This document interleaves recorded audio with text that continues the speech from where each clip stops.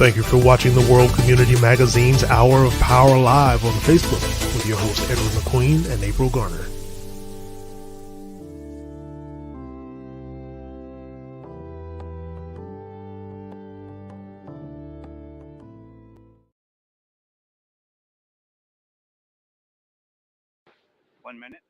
Shortly after liftoff, Mission Control Houston will take control of the rocket, and my colleague, Leah Cheshire, will take over commentary. T-minus 50 seconds and counting. Coming up at T-minus 33 seconds, the GLS will hand off control to the ALS. This is the autonomous launch sequencer. On board the rocket, it will take over command and control of the rocket. But the ALS will check, make sure there's no holds coming from the ground up until T-minus 2 seconds. GLS is go for ALS. And we are go for ALS. The Space Launch System is now counting down to liftoff of Orion on its maiden voyage to the moon. Launch team can no longer recycle the count. Sound suppressor water now flowing 15. under the ML. And here we go. 10. Hydrogen burn-off igniters initiated. 7, 6, 5. Core stage engine start. 3, 2, 1. Boosters in ignition. And liftoff of Artemis 1. We rise together back to the moon and beyond.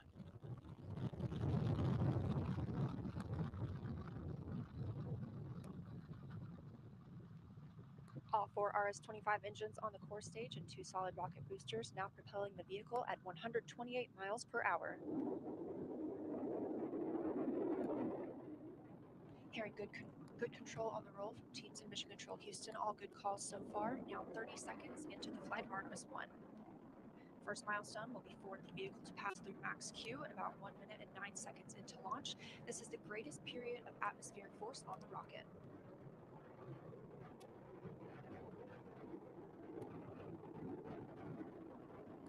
SLS now traveling 607 miles per hour.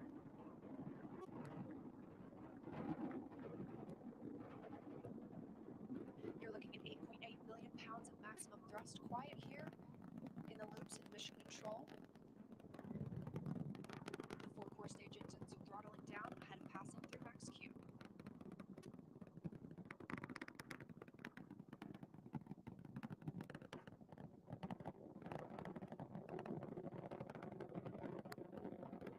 Now 1 minute, 21 seconds into the flight, traveling at 1,420 miles per hour.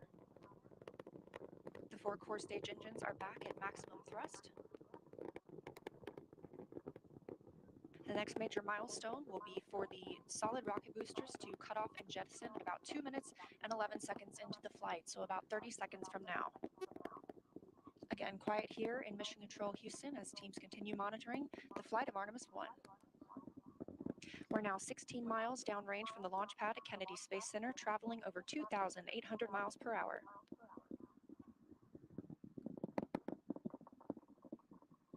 Standing by for solid rocket booster jettison and shortly thereafter.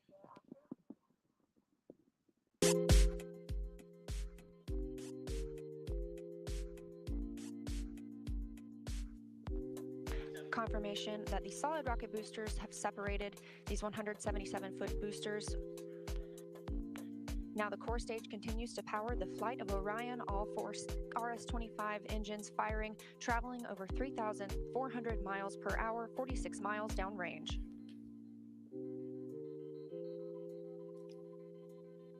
Amazing, absolutely amazing. Welcome everyone to the World Community Magazine Live. I'm April Garner, co-host of tonight's show, and we have our special guest, Akeem Cruickshank. I think I said your name right. Cruickshank? Cruickshank. Yes, ma'am, you did. Cruickshank. All right, perfect. How are you this evening? I'm doing well. All right, Brother Edward is going to join us in just a moment. He is trying to get his rocket boosters together. I know, right? I know it's anything that can happen will when it comes to technology, but we want to welcome you tonight to the show, and it's really amazing to have you here, Akeem. Of course, we are talking to someone who has definitely made history as a part of the team that sent Artemis 1 to the moon, and Akeem is here to talk to us about basically a boyhood dream that has come to life, and it's amazing. And so we want to welcome you to the show this evening. I just want to remind everyone that if you have comments or questions for Akeem, you can drop them into the comments, and we will definitely moderate those questions and comments and ask him anything. I mean, we're here talking science, exploration, education, history. This is all wonderful. And then a little bit later on, we're going to have a special treat. Akeem actually inspired a story that was written by someone very special in his life, and we'll have a take a look at that in a little bit later. But Akeem, welcome. I'm so excited. I can't even get my words together. Just watching that footage, it's just amazing. It gave me goosebumps. How did you feel watching it? I know you've probably seen it a million times, but how did you feel watching it? I was in the parking lot at Kennedy Space Center when it launched. And to me, it was excitement, but also it was a signal that it was time to go to work. That it inspired me to be more, all right, now we got stuff to do. We've proven that this generation can send something up to the moon and back. Now we have to make it something that is stable for our country and also for the world, so that we can continue to move out into our solar system. Mm-hmm. So, Akeem, before we get deep into the conversation, if you will, tell us a little bit about yourself, and also, not only your background, but your familiar history, and so that everyone in the viewing audience, who typically are, a lot of locals from the Horry County area, but we also have a global audience of people who are watching it from all over the place. But we want to make sure they understand the connection. So, tell us a little bit about yourself. And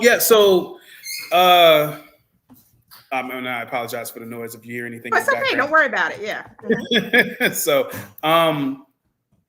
So a little bit about myself. I'm a man who comes from humble beginnings, right? So I was born in New York, and then my family took my mother and my father took me and my sister down to Myrtle Beach, South Carolina, which is where I was raised, and all the way to high school. And then from there, I went to a place called Lander University, where I studied to be a chemist at first. And I was inspired by the sciences. I'm going to say probably around the age of like 8 or 9, close to the 8, with Star Trek, or Trek, as people would say.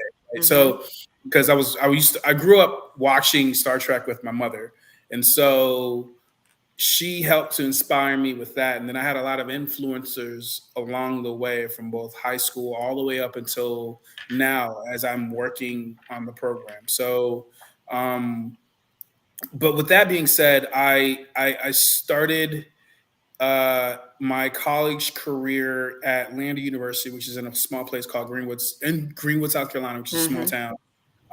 Then I went into the military. I went into the Air Force. I enlisted, loved it, because I was able to work on airplanes for a little bit.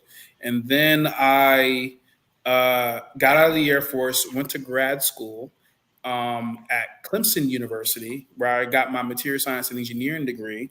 And then I went from there to work for a small company called PolyMed Incorporated. It was a good company, probably not my cup of tea at the time, and I didn't know that because God had other plans. And then I ended up at Boeing, and then I went up to Boeing, South Carolina, where they build the Dreamliner, the 787. Mm-hmm. Loved that model, loved that plane. It was a great plane. It is a great plane. And then from there, I was able to put my foot in the door here at Michoud Assembly Facility, which has a lot of history when it comes to space, and even just anything when it comes to working with the government in general, but mainly just NASA. Working on the SS program, I'm going to say in 2017 is when I got here. And I've been with the program ever since. Wow. Okay. So it's my understanding that you were thinking about the stars and going to the moon, building rockets as a very young boy. So, what inspired that? What made you so intrigued by the universe?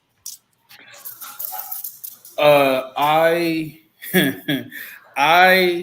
was a stargazer from, I want to say, the age of 7 or 8, right? So Star Trek was the first thing that got me involved. And then from Star Trek, I would read books by Michio Kaku, and also from like Neil deGrasse Tyson. Like they were the first people who inspired me. For multiple reasons. Mainly it was because of the fact that, these are minority astrophysicists, who are in theory that truly kept me being able to believe that I could do it myself, right? Even at a young age. And from there, it kind of became more of an influencer kind of path where certain people along the way helped me to maintain trajectory as I move forward. But really, it was Star Trek. It was the fact that this idea that we can go faster than the speed of light, which right now, which is actually kind of interesting. There's a guy who derived an equation called the Kubrick drive equation that you can theoretically be able to travel faster than the speed of light without breaking any of the laws of physics. Yeah, right? Weird. But is that hyperspeed? No, it wouldn't be something like hyperspeed. But being able to do something of that sort it drives inspiration for, I would say, my generation more than anything else, right? Because we got to be able to imagine. Absolutely. One of the things that's been kind of pushing us. But I would say that would be the case for the people who've influenced me throughout my career. I would say from young, again, Neil deGrasse Tyson and Michio Kaku. But I would also say I had advisors in my undergrad, David Gardner, Ralph Leyland, Pete Bajan, all of them. I was trying to do chemistry because I went to Lander because I couldn't do physics at the time. Only school that would allow me.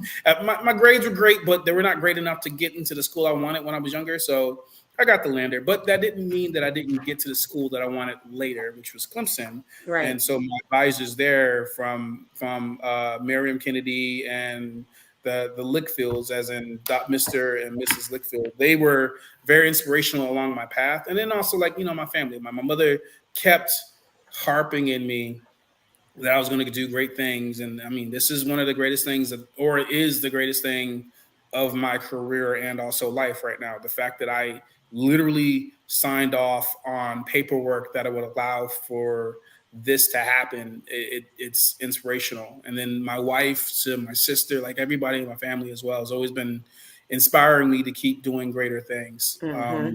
Even to my people who I have at work. I work with a lot of people who are just inspirational and just being who they are. You know what I mean? So it's very awesome to work with those type of people every day, because you never know where your blessings come from. You never know where your inspiration comes from. But if it's a daily thing, it's almost like breathing. So in my mind, it's like I'm going to a great place to work all the time, and I'm getting to meet people and understand their methodologies and understand their frame of mind on what it means to be able to contribute to a successful mission. And so from where I start to where I am now, I guess I would sit here and say that I have a lot of people who have influenced me and inspired me to be where I am and where I continue for the foreseeable future, God willing. Absolutely. And so for those of you who are just joining us, Akeem is one of the team members who was instrumental in launching the Artemis 1 rocket to the moon. And we have him here tonight to talk about that project, to talk about his influences and his inspirations. But more importantly, I think that your story, and just like you said, the accomplishment that happened, just a few weeks ago, is something that is unimaginable in the minds of a lot of young people. They don't think they can attain it. And it is true that what you see you will be, or what they see they will be. And so it's great that now you are someone that they can say, wow, he did it, so I can do it too. And I like what you said about the fact that you had people pouring into you, in particularly your mom, at a very young age. And that's very important for young people these days. A lot of times that's a part of the problem and the issues that they have, is that they don't have anyone who's really pouring into them and speaking life over them and encouraging them to move forward. So, you've done some tremendous things in a number of ways, but I definitely want to, bring, more light to the importance of this particular project. And the fact that, at this point, it's space exploration as we know it, but we're going back to the moon. And so, there was a little lively conversation before we got started about, what happened decades ago and what we're now coming full circle to do again. Why do you think it's important for young people to really consider careers in STEM, especially with endeavors like this that are on the horizon? Oh man, that's a great question. One I can't really answer lightly, so I want to make sure I put enough weight to it. So I can speak from my experience as a person of color. Essentially, when it comes down to it, when we think about my ability to do what I'm doing, and knowing that I had people who laid the path before me, and to also be inspired by the people who was around me, there is no greater feeling than being able to have that day-to-day accomplishment, right? But from a path of ensuring that we have more, I would say, economical impact of not only just the world as a country, but to also be able to bring new technologies into the world. Like this is the path, right? We have so many things that are going on in the world right now that is affecting all of us, right? But really, in the grand scheme of things, when you sit down and you focus on being able to bring new technologies, some of these technologies can be useful in being able to either deter threats, to being able to solve massive problems on a global scale, right? So being in STEM enables you to have that wholesome feeling of what you're doing is actually not just affecting you on your day-to-day, but is also helping others to be able to be successful as well. So that keeps me inspired. And for people of color, I would sit here and say that, Michio Kaku and Neil deGrasse Tyson, specifically more Neil deGrasse Tyson than anybody else, were the people who inspired me the most. I even have some of Michio's books, but they inspired me the most because of the fact that, it's not common to see people of color in these kind of fields at all, right? So when you talk about earlier about, being inspired by or having people breathe life into you, the only person who could breathe life into me at the time is my mother. My mother has been my greatest champion throughout.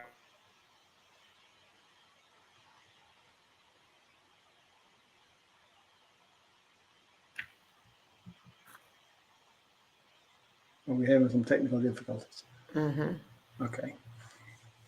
Thought it was my end. No, no, it doesn't have anything to do with you.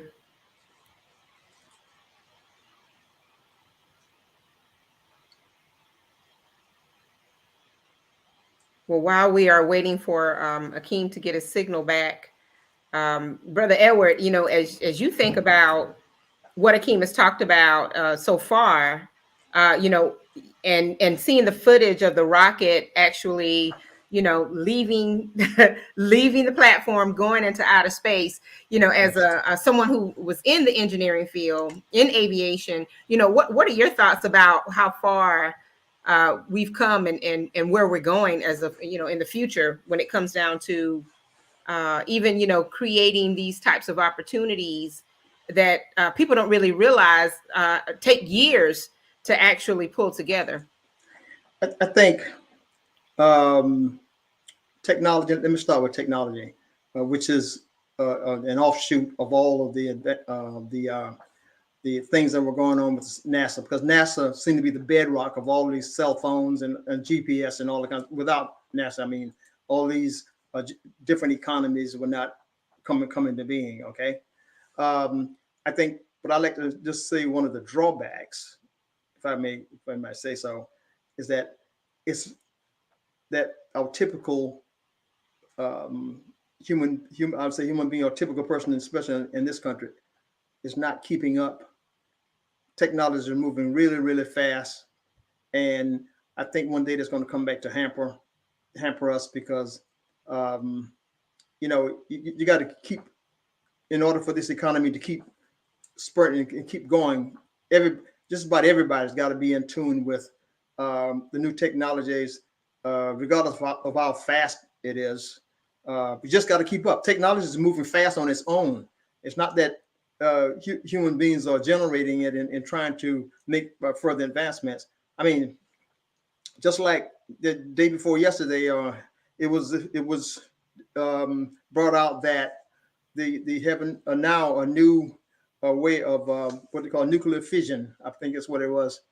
And we've been trying to get that for, years and years and years, because now we know what to do with all the waste, nuclear waste that's been spent from these nuclear cells and building these different countries and providing all the electricity cheaply, and environmentally safe. Okay. So I think, I just wanted to bring that out. That that technology is made huge leaps forward, brought on by NASA, especially.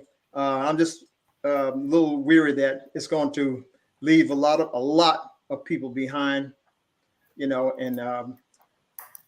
that was just one of my concerns. So, Akeem, we're glad you're back. We were just doing an aside and talking about,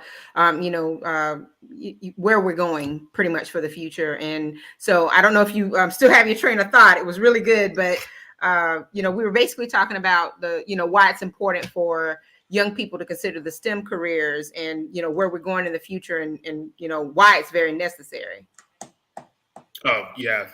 To kind of follow that same trail about, I heard it today. BBC made an announcement that America, actually, right, one of our labs here was able to produce fusion such that it was able to give out more energy than we put in, which is a monumental task. Now, think about this, right? You think about the power of your sun, right, here on Earth. You're talking about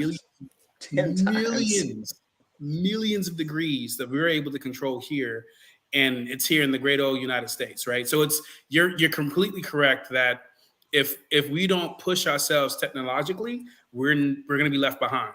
And from that, you look at being able to work with NASA, being able to work with other space agencies around the world. Like, this is a global thing, right? It is one of those things where it is highly important for people to be involved with STEM, because in the grand scheme of things, like, you're just not going to be able to keep up. We need to be able to move forward, right? And from if you're looking at other countries, like China is doing a lot of good things with a lot of their technologies, other countries as well. But America was one of the leaders and still is one of the leaders that's able to produce from an industrial and technological stance. And so we need to keep that competitive edge. For young people here in the States, that means, getting involved, doing a lot of math, doing a lot of science, and also art. It has to be some dreamers have to be able to live out there and kind of get it right? Because then without them being just being in math and science, without the ability to dream of something that could be designed differently, that has functionality that you never thought of. And that's the point, right? Especially when it comes to any kind of people from different communities, color or not, having that kind of cross functionality and cross perspective is what makes us great, and which makes this country great, but also at the same time, which keeps us with our competitive edge from a technological stance. And so I inspire all people to get in STEM, right? And if nothing else, just for this mere fact that, I mean, your basic rocket engineer, when you look at how much money they make, and I know we shouldn't talk about money, but really, so if we're talking about it, yeah, it's one of the better career fields, and it's consistent, right? I'm Black. I know what I am. I have shoulders of a football player. My coach told me that you will probably not make it to the NFL. I did not. Guess what, though? Even with these shoulders as a football player, I still was able to apply my mind, my dedication, and integrity to something that I love that had pretty much a tagline for technology, and I still was able to be successful. So I would impart onto others to, we're not all going to be athletes. I appreciate the athletes, but we're not all going to be it. That's right. And if you want to be able to make consistent wealth and generate wealth for your community, regardless of whatever background you come from, STEM is the most consistent. We need more engineers more than anything else right now, right? So, especially in the next couple of decades, especially with the topic that we're talking about, I think it is in our best interest as a society, as the United States, to push forward towards those types of fields because they generate the most return. So Akeem, and I think just like Sister Joella said, excellent advice, and Miss Carolyn Hickman has also commented. This is an awesome interview for a number of reasons, and I think it's we have to continue to work with our children so that they don't fear the things that could possibly hold them back and not even really be valid in terms of the fear, like the math and the science thing. A lot of young people are just like, oh, I can't do it, and they've never really maybe they just haven't had the right instructor, or they've been introduced to it in the wrong way. Creativity plays a really big role in how you get people to think outside of the box. And so I'm thinking outside of the box, in my mind, I'm like, how in the world did you travel your course, get your education, you went to college, and then bam, all of a sudden, not all of a sudden, but over the course of time, you ended up in the role that you're in now. And did you ever dream that this is exactly what you would be doing, or did you just always know that you wanted to do something within the realm of math, science, and space? So I will say that I've always known that I wanted to be in something of the realm of math, science, and space.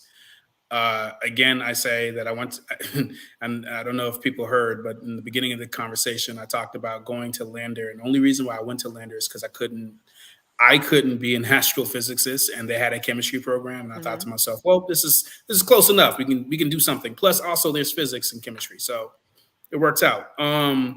But when it comes to how I got here, one of the greatest conversations that I ever had was when I was at an internship at Owens Corning. And this is when I was in grad school. It was a grad school internship. And one of the conversations I had many conversations with a lot of the people who were in management, just because I wanted to understand how they got to where they were. And it was a very good segue in trying to learn how I would go. No one's path is charted. The only person who knows your path is God, in my belief, right? So when it comes to understanding how to, wade through the waters of destiny, you won't know. And really, in some cases, you may even have a mentor. You won't even be inspired. You have to figure out how to keep that inspiration to yourself so hard and so dear to your heart that it lights the path for you. So with that being in mind, it was one of those things where I didn't know I was going to end up working on this program. I took the opportunity when I was at Boeing when I first started, because one of my managers at the time, and also one of the people who became one of my mentors, her name is Alora Watson, told me to go be great. Along with another person, Walter Mincer, a dear friend, again, told me to go be great. And that was enough of a battery to put in my back to just rip a path to where I ended up. And I'm very fortunate that I was able to learn and lens out that focus. But again, it was a lot of God. It was a lot of being able to at least know that this is where I wanted to end up from a global stance. But at the same time, just being able to move forward, because that's the only inspiration sometimes you ever have, is being able to move forward. Go ahead, Brother R. Go ahead. But sometimes, Akeem, all that you've been saying, I haven't heard you say anything about your friends you were growing up. Did you have what kind of peer pressure was there? How did you avoid it? Number one, because if you've got so-called friends, you're gonna have you're gonna have some negativity there about you can't do this and you can't do that, or let's do this instead of doing the right thing. So how did you circumvent that? The peer pressure. Did you have a lot of friends? Did you have a lot of friends, by the way? When you're going I had so let's talk about that definition of what friends is at a young age. I don't think you really truly have friends until you are older and understand that people who stayed with you in your circle is your friend, right? Absolutely. So for me, I had a lot of associates when I was coming up that were of not the best, but at the same time, look, you learn from everybody. It doesn't really matter if it's somebody who's negative or somebody who's positive. A lot of the way you're brought up could be useful in corporate America, right? Absolutely. Some of the best and boldest of us learn things off the streets, and I'm not saying that that's something that's useful in my day to day, but I will say if you are someone who is a go-getter, it is possibly good to understand the machination of people so that you can move forward in your day to day. But for my friends and for the people who I grew up with, I would sit here and say I have probably like two people, maybe a couple of more, but three people who I call religiously that I consider to be friends.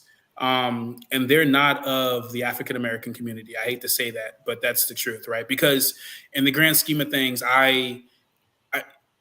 the way I was able to circumvent that is that I had a teacher who saw my potential and removed me from that element because of the fact that I was not fulfilling what I needed to fulfill. And not only did she put me in a place, she put me in honors math.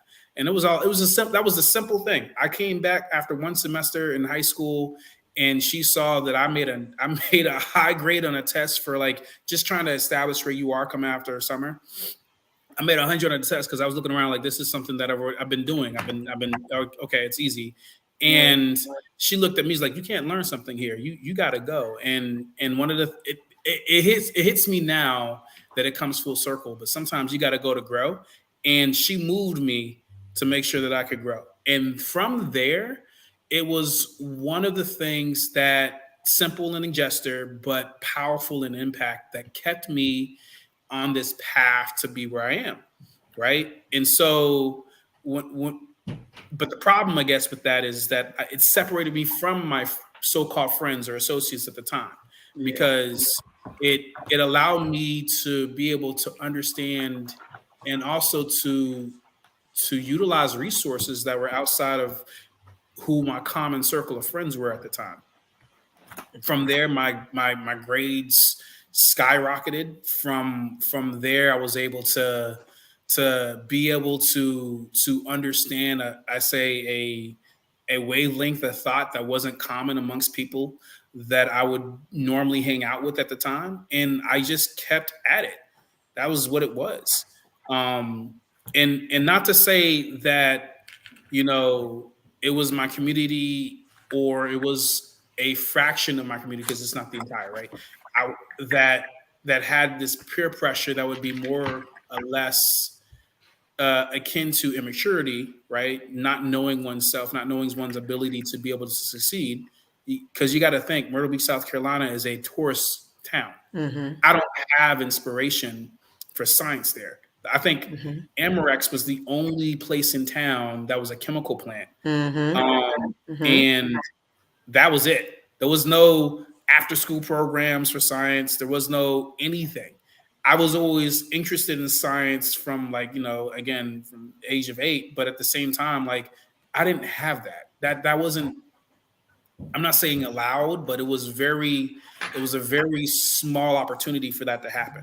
Yeah. Right. And so I was only able to move forward from there to where I am because someone saw my potential and said, no, you will not stay where you are. I will put you where you need to be.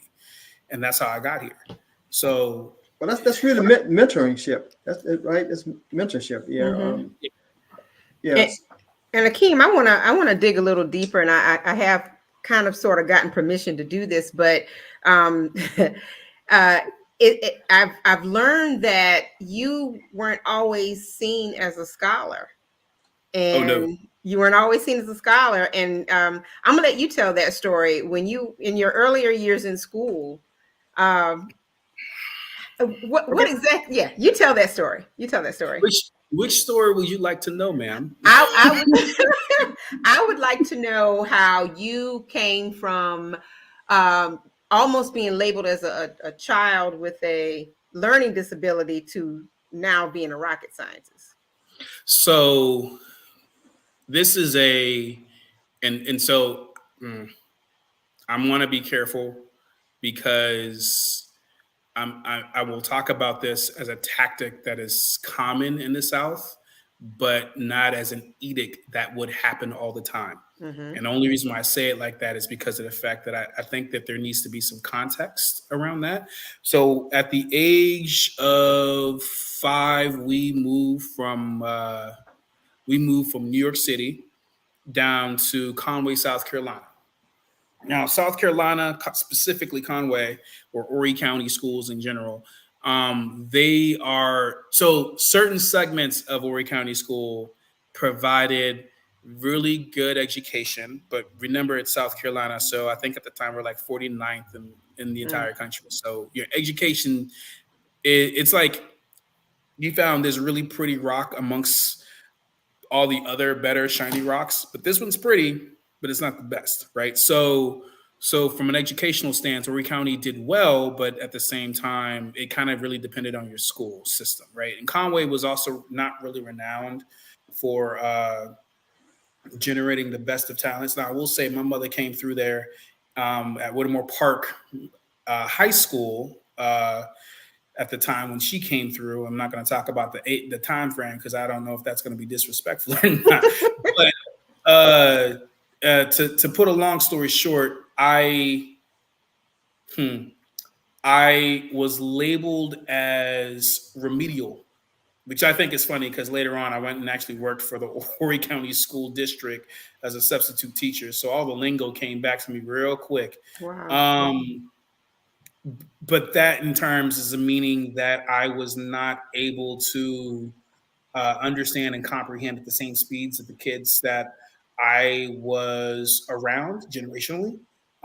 So they told or came to my mother and said, because of that, I think we should actually put you in a different class in which that would be more my speed. Now, you know what's interesting? Now that we talk about that, even now as we talk about this, and there's some people who are in the news industry right now that are commenting on this, even though this is not really getting as much headlines, that they are finding out that teachers are approaching students or approaching parents of students that have not advanced due to the lack of education because we've been on online learning, mainly because of COVID, and saying that your kid there has not learned the way they need to. They need to go into remedial studies or go a place where it is, and it's not a bad thing in certain cases, but if it's not something that you should be labeled as,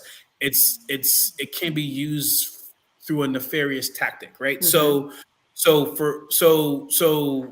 pulling from that to from now to then, that was the label in which my teacher came to me, because she made me take some tests where I essentially just exhibit I would say tendencies that wouldn't seem as a child that would be able to focus correctly in their mind. But again, at the same time, you're talking about in the early 90s, focus correctly was not something that was established from a child psychiatry stance. And so, because that's during the time where we came out with Ritalin and said that this would help everybody. Now you're realizing, we'll see what happens.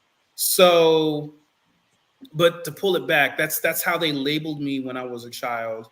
And my mother, because my mother's aunt, thank God for her, essentially went through and told her, because she worked for the school district, so she knew kind of, it was one of those hidden rules where it's like, if you do this, this person ends up in this kind of path, and thus we can chart them off, get the money from the state, because of the fact that every student, every head in a seat is money to the school district. So we don't have to actually work as hard to make sure that everybody is educated in a manner in which that is perfect for their case, right? In my case, I was just not a person at the time that could sit down and focus. And in some cases, you could probably diagnose me as ADHD, but it was that kind of context that I want to put to the story. But my aunt, or my mother's aunt, was able to tell her, no, don't do that. It's better for him to, start backwards than to try to keep up with everybody else. So I was actually a generation behind everybody else in school, but I didn't know any better. I was, 7 or 8, or not even 7. I think it was like 6 or 7 at the time. So all I really cared about was, being a kid that played outside. So this test that she made me do after school was kind of like, you are now cutting into my playtime. I don't really have a requirement for this. This is not important to me. Right. And so that's kind of what happened. Was I had gotten, quote unquote, labeled. I got held behind another year, and Providence, I would say, is, fast forward, still dealing with 8th grade. I'm in the same district, another school. I'm not performing to the way I could. And I knew that because I didn't care, right? Because the focus that I had at the time was something that was peer pressure, as Brother McQueen had talked about earlier. And my mother had the Silver Ann Learning Center as a way for me to help me make it, because I flunked 8th grade. Right? Weird. Here we are now. So I flunk 8th grade. We go to Silver Ann Learning Center, and I'm here like, oh, you got to do some English. You got to be able to do some history, pass your classes. Without distraction, I realized what my capabilities were, which was I could ace all my classes in the summertime without breathing. Like it's not something that I even have to consider. On top of the fact that I told my mother she wasted her money and she was mad at me. So from those stances, where I was labeled at is because I didn't apply myself, right? But even then, as a child that's like 6, 7, or 8, you don't know that you have to apply yourself, right? Because Right. the education system that we have is archaic. It's based off of farming rules, where the only reason why we have a summer is because of the fact that that's time off for us to go ahead and cut the wheat that we were growing the entire time. It's not something that fits a city boy, because at the time I was a city boy, right? So it's just it wasn't something, I guess, that would inspire the confidence in a lot of people. But also at the same time, it's something that happened, and I had to deal with it. And as a child, I didn't know what I needed to do. As an adult, I can look back at it as, it wasn't a good time. But I mean, how can a man of 37 understand the mind of a 5-year-old? Right. I care about going outside and playing in trees at the time. I'm not looking at it from a different lens and perspective of a tactic. And that's the thing that gets certain communities is that if you're not careful and if you're not continuously on your kids about education, and that's a path from understanding where your kids are and understanding what development should be in your mind versus what it could be, based off of real world data. Uh, you may sometimes miss these types of issues that need to be addressed, and I think that was kind of the case. But when you let my mama tell you the story, it'll be like, yeah, he wasted my money going to the Silver Indiana Center. So Well, I could tell you what as Melinda Grayson says, your transparency. First of all, we're grateful for it, just like she says, but it's also honorable because, to be where you are now and to actually, share that part of your life. There's a lot of lessons in it. There's a perspective that you bring to it that I think parents need to hear. And also even educators, because you're right. I like when you said, how does a 6 or 7 year old, 5-year-old, whatever, know what they need to apply to themselves or how they need to apply themselves?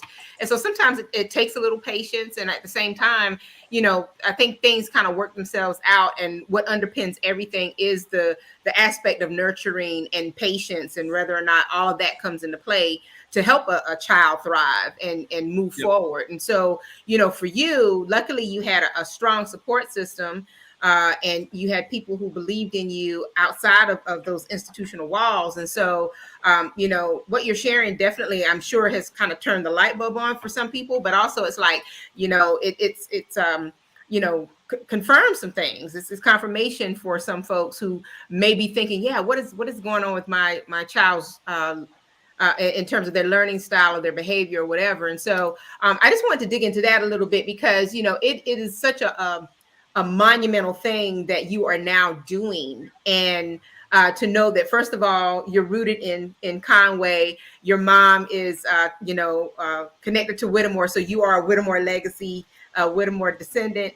And that's extremely important in our community. And at the same time, when we think about what that really means on a grander scale, you're right. Coming out of Horry County, it's all hospitality and tourism. You are proof that there is definitely something beyond the shores, and for you, it's the skies. And so for every other kid, it can definitely be the skies, and that's why we have these academies now that focus on STEM and STEAM, and that are trying to encourage children to really think outside the box and use other skills and innate talents that they have that you won't be able to see from just the regular textbooks that are placed in front of them when they're in the classrooms. And so it really is honorable that you're sharing your story tonight.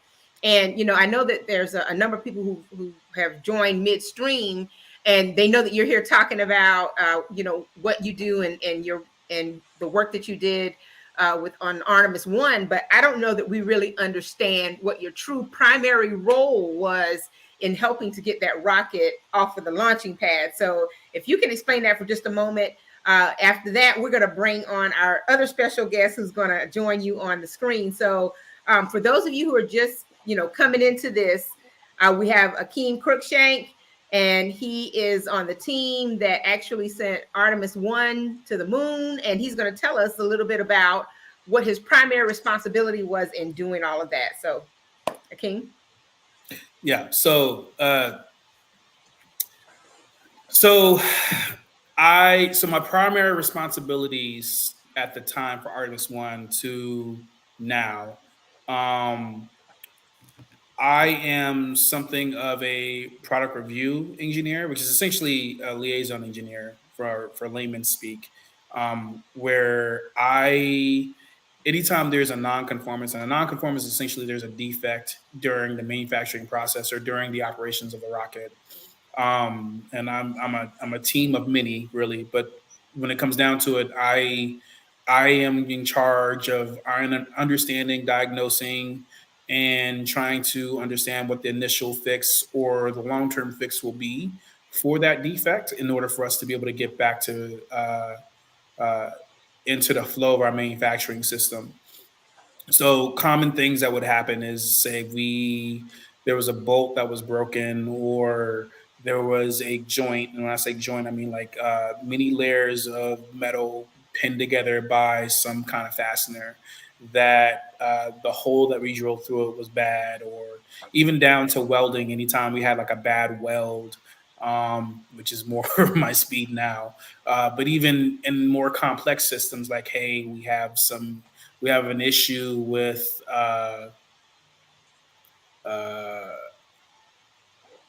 try not to get a specific example, but more or less, like we have an issue with our TPS system, which is our thermal protection system.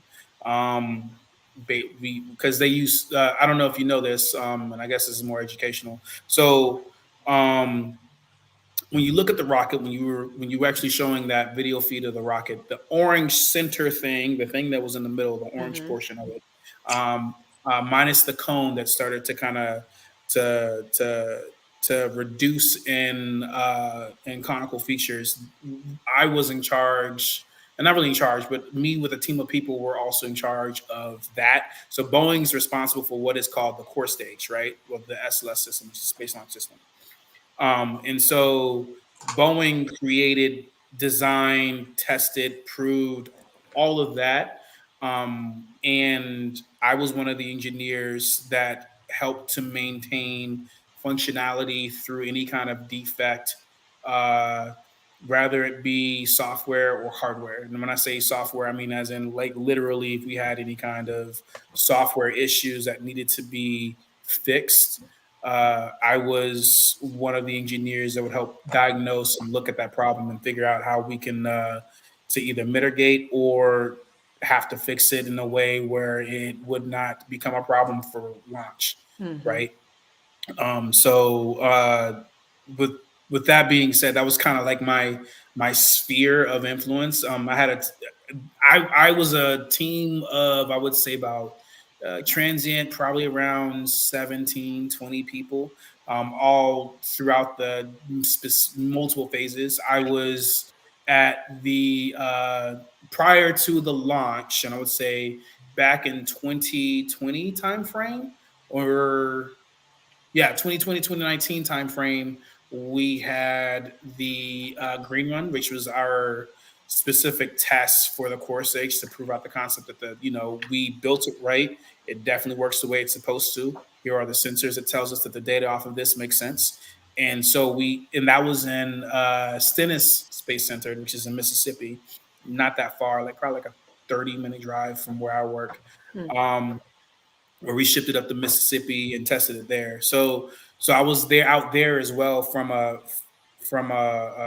not from a production side, but from a testing side, which would also mean operation side. And so from that to going to Florida, I was also helping Florida with their operations and their testing as well with Artemis as a whole. And so that's really what my daily task was for Artemis 1. What my daily task is now is through all that experience, they thought it's so bright to elevate me to being somewhat of a lead. And so right now I am the lead liaison engineer for the exploration upper stage, which is the next phase of the rocket that will come probably. I think they're saying for 2024, but we'll see in the future. But what that is that. So currently the rocket right now that we have was the Block 1, right? And this is all things that you can look up online. So I'm not saying anything that's secret because job. So we have Block 1 that just launched. That was Artemis 1, and then I think Artemis 4 is where we're going to have Block 1B configuration, and that configuration is going to have the exploration upper stage, which is the other portion of the rocket that we're building out at Michoud. And that's going to make it into like a two-stage rocket for us to make sure that we have a further extinction into the solar system with the translunar injection. And so essentially it's like core stage, but smaller, like way smaller. And because it's way smaller, it has different types of functionality, different types of mission requirements. The things that we we're able to look at for core stage and understanding that, hey, this thing is lasting for 8.5 minutes, because that's all you need to go 60 miles up, essentially, right? With that much thrust, because it was 8.8 million pounds of thrust, right? So almost 9 million pounds of thrust. That changes with what we're doing now, because that increases the amount of payload that we can take into space. Same thrust factor, but the amount of payload now, because I have now a smaller version of the main rocket that we just used, can now put more stuff into space. And so I am leading that effort and trying to understand what our manufacturing system is capable of from a stance of where design is, and it's multiple phases to this project right now. But I'm leading the effort from being able to kind of piece the repairability together, because I don't care what anybody says.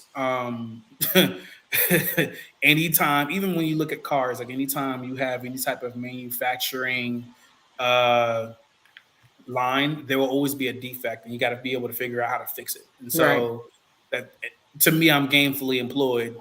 Yeah, exactly.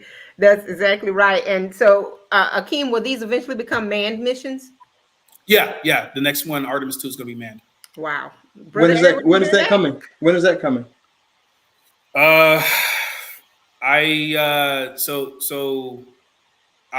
From a schedule stance, I think they're shooting for sometime next year, probably late next year. But that is something that I would like to let NASA be the one that tells you exactly when it's coming. So it's not scheduled for a landing. Is the schedule for circumventing the moon to kind of depict where you're going to land? Is that correct? I think so. I think part of this mission was to show that we could go around the moon. The next part's kind of say that, hey, yes, we can definitely go around and bring people. And I think it's going to be something of an incremental thing, because in the grand scheme of so this isn't SpaceX, right? SpaceX, great company, but at the same time, the thought process is how they're doing stuff versus what we have been doing stuff with NASA is different, right? Our missions are a little bit different. The way we want to do things are a little bit different. And so we don't have the luxury, because of the fact that the taxpayers paid for this rocket, we don't have the luxury of letting it make a mistake. It literally will cost the program to have a mistake, right? It literally, and you think about that, that's thousands of lives that will be impacted between Louisiana to Florida, including Huntsville and everything in between, due to the fact that we were allowed to have mistakes. And I'm not saying that having mistakes is a bad thing. I'm just saying we don't have that many opportunities. That's the pressure that we have, is that we can't have an opportunity where something goes wrong, because lives are at stake, one, and then two, at the same time, like we typically, based off of how these contracts are done, we typically don't have the ability to say, yeah, let's go and do another one, right? Like we care about mission safety and mission critical. The mission comes first. People come with that mission first, and it needs to be cost effective. And so when it comes down to making sure we get it right, I mean, if you heard any of the broadcasts coming out of NASA, they were like, yeah, one of my favorite lines that was quoted during the second scrub was, the rocket's going to go when the rocket's going to go, and it's not going to go a moment before that. And to be honest with you, that's true, right? I mean, if the hardware isn't at its peak, if it's not at ready, essentially, right, almost as if we're breathing life into it, then it's not going to perform. And if it doesn't perform, people are at risk, and we can't afford that. We just can't. So again, it's not a knock on SpaceX, because the way they test their stuff is different, because you're talking about private sector versus non-private sector, so that's a little different, but still. So I know April, I know we got next guest coming on, but I'm going to ask him if you can give me a quick answer on this. Brother Akeem, When was your first telescope, man? I'm here betting to myself that you were at like 10 years old. Space telescope, yes. I'm gonna be honest with you.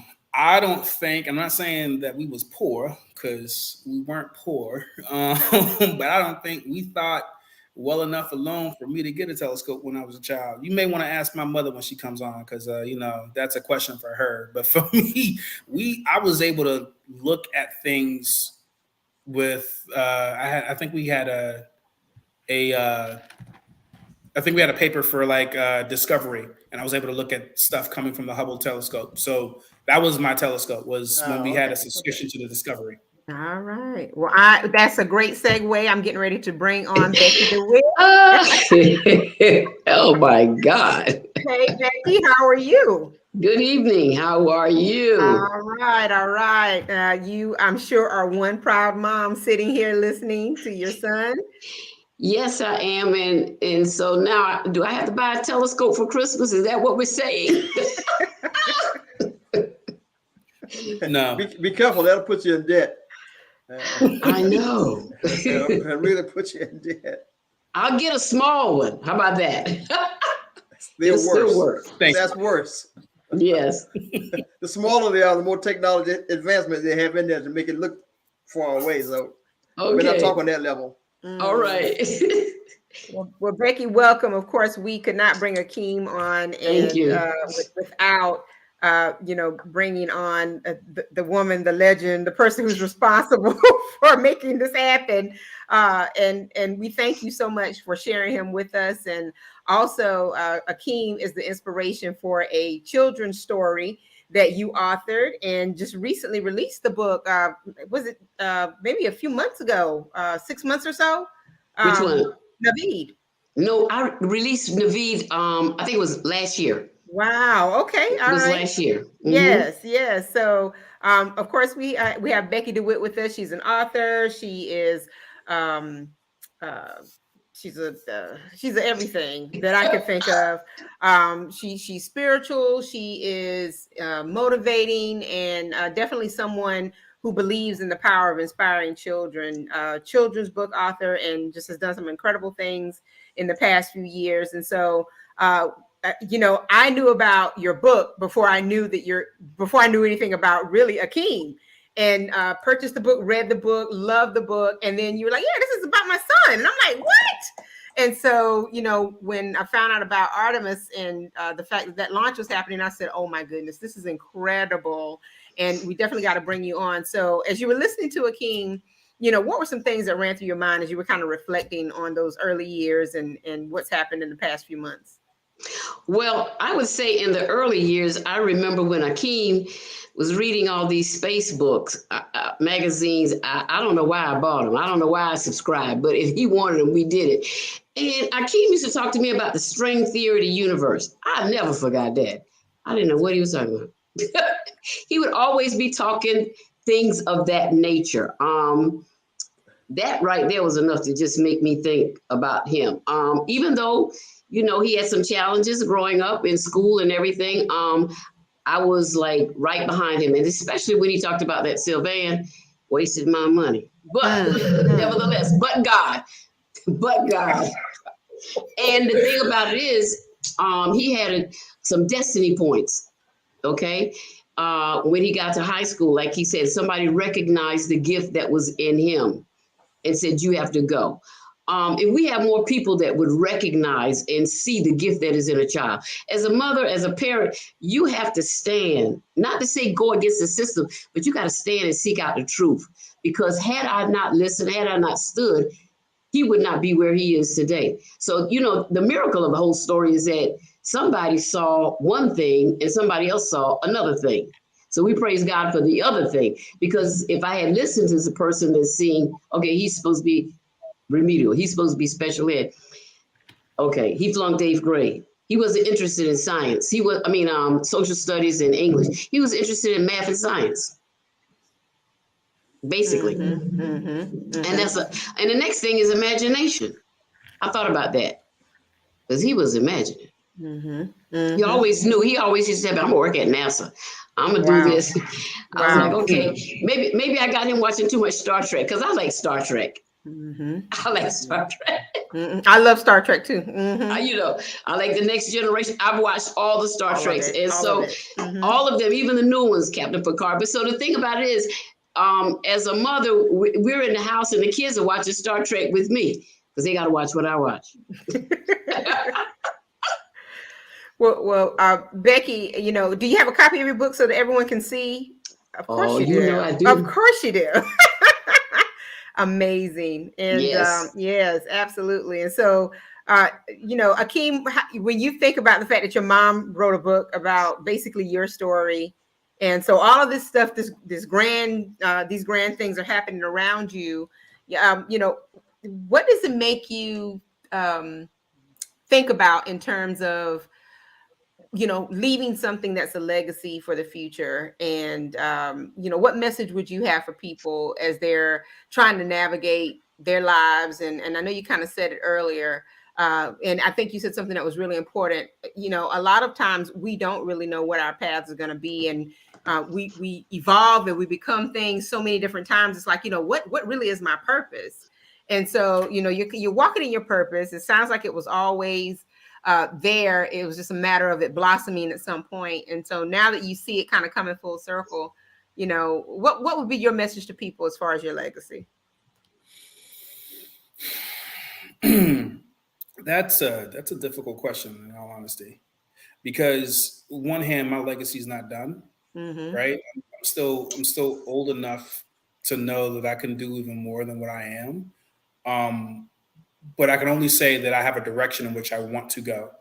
But for where I am right now, what I can say is that it will come. Give it time, right? There've been many times. I remember when I was coming from when I graduated college, which was in like the fall of 08, 09. If you're anyone who was around during that time, you realize that there was no houses and the stock market crashed, and that affected me coming out of school because of the fact that I couldn't get a job. Being honest, I couldn't get a job as a chemist, and I was a top-notch chemist at the time. Chem major, math minor, coming out of Lander. Could have gone to get my chemical engineering degree, and I couldn't get a job at all. And if it wasn't for going back home and having to take those licks as they were to figure out what I wanted to do next, I'm not going to sit here and say that it was all positive.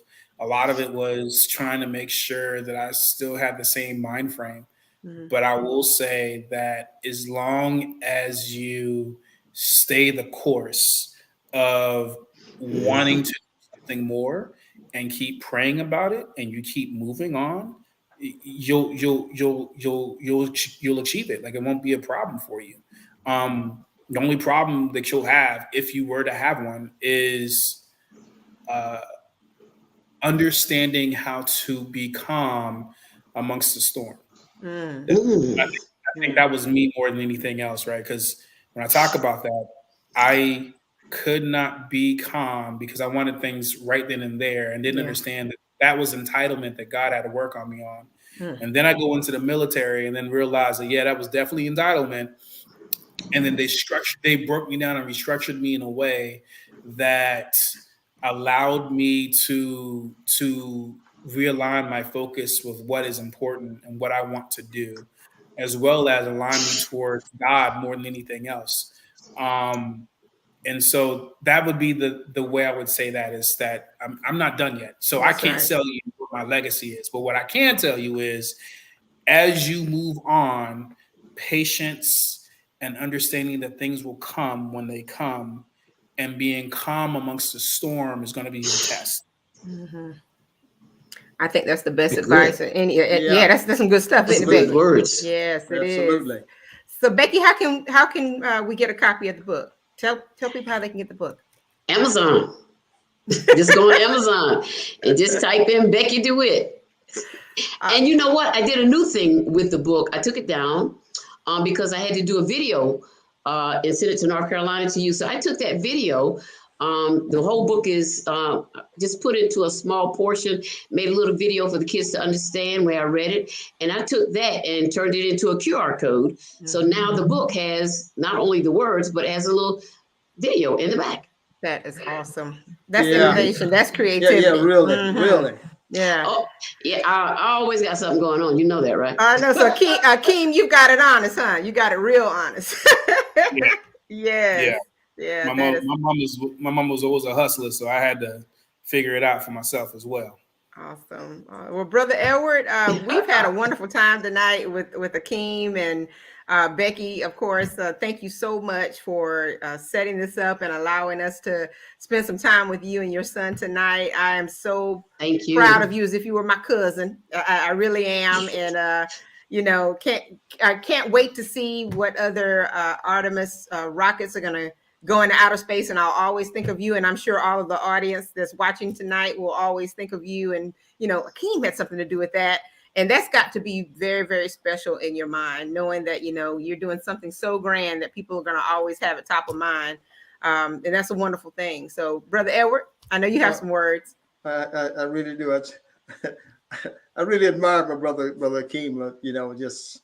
I'm absolutely floored with all of your knowledge and all the things that you've accomplished, and that's all the stuff that you've been associated with, because I'm sure we're all benefiting from that kind of technology. Okay, and it's helped us all. And Miss Becky, I'm going to say Miss Becky, right? But we've had you on our radio programs, I believe. Yes, some time ago. Yes. Okay, and you've written some. I looked on your Amazon, on that Amazon on that website, and you've written some very just from the covers, some very attractive books. Thank you. So maybe you can come on one day. You can talk about some of those books and tell us what inspired you to just about the titles that I saw. They were very intriguing there. Yes, I'm retired now, so watch this. My mind is a terrible thing to waste. Yeah. So really. I'm just writing every day. But I just want to say thank you for having us on. And so maybe we can have a rocket launch party, because every time every time there's a launch with him and he lets me know, I let everybody know, and I'm just sitting there on pins and needles waiting for the rocket to launch. I was up at 1 o'clock in the morning for this rocket. I love it. I love the idea. I'm like, it's up. I'm on the countdown. Okay. Believe it or not, I try to keep up with all of NASA's launches. I really do. Even on a post basis or live. I try to. I'm just, I'm an enthusiast like that, Brother Akeem. So keep me in mind sometime whenever you got something near secret or. You're gonna be shooting another rocket over there, man. Just shoot me an email or a text. Let me know when it's gonna happen. Just say something's coming. Something's coming, man. Mm-hmm. Okay. I will do what I can. All right. Awesome. That's the answer I expected. Okay. There you go. Well, to take us out, I had the opportunity to show the rocket launch in the beginning, and I'm going to show it again to take us on out. So, Akeem, Godspeed to you, blessings, and continued success. And Becky, thank you so much again for being here tonight. We really appreciate it. Just keep doing big things. Obviously, the sky is beyond the limit for you. It's awesome. Awesome. Absolutely. Thank you. Yeah. Thank you so much. And thanks everyone for tuning in tonight. Stick around. It's just a really short clip. If you didn't get a chance to see it in the beginning, I'm going to show it once again. This is Artemis 1, mission to the moon, and Akeem had something to do with this. How about that? I just love it. Have a good night, everybody. Have a good night. Thank you. Thank you for the opportunity. Absolutely. GLS go for core stage to internal power. The rocket's core stage, which houses the 3 flight computers, is now on battery power. So there is no more hold time available because there's no more margin on the batteries. So if we have a hold, we'd have to recycle back to T-minus 10 minutes and recharge those batteries. The count continues. A note now, shortly after liftoff, 1 minute. Shortly after liftoff, Mission Control Houston will take control of the rocket, and my colleague, Leah Cheshire, will take over commentary. T-minus 50 seconds and counting. Coming up at T-minus 33 seconds, the GLS will hand off control to the ALS. This is the autonomous launch sequencer. On board the rocket, it will take over command and control of the rocket. But the ALS will check, make sure there's no holds coming from the ground up until T-minus 2 GLS seconds. is go for ALS. And we are go for ALS. The Space Launch System is now counting down to liftoff of Orion on its maiden voyage to the moon. Launch team can no longer cycle the count. Sound suppressor water now flowing 15. under the ML. And here we go. 10. Hydrogen burn-off igniters initiated. 7, 6, 5. 4-stage engine start. 3, 2, 1. Boosters in ignition. And liftoff of Artemis 1. We rise together back to the moon and beyond.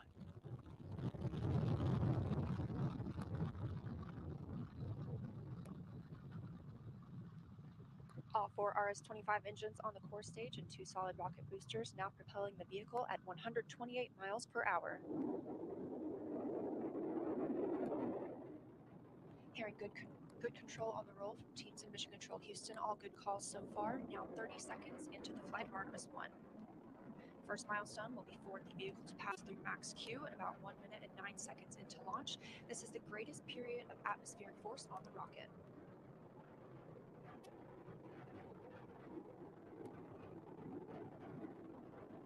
SLS now traveling 607 miles per hour.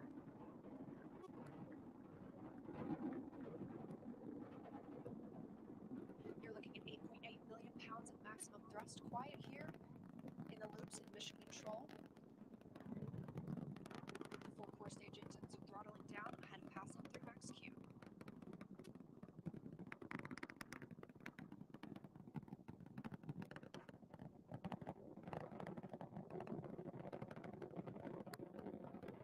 Now 1 minute, 21 seconds into the flight, traveling at 1,420 miles per hour.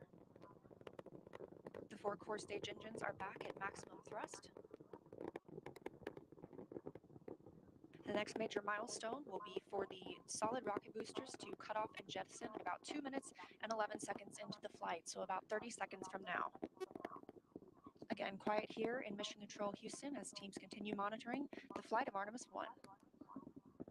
We're now 16 miles downrange from the launch pad at Kennedy Space Center, traveling over 2,800 miles per hour.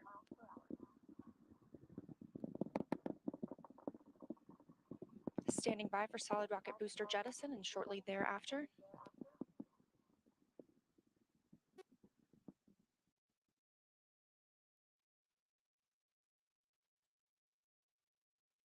Confirmation that the solid rocket boosters have separated these 177-foot boosters. Now the core stage continues to power the flight of Orion, all 4 RS-25 engines firing, traveling over 3,400 miles per hour, 46 miles downrange. Thank you for watching the World Community Magazine's Hour of Power Live on Facebook with your host Edward McQueen and April Garner.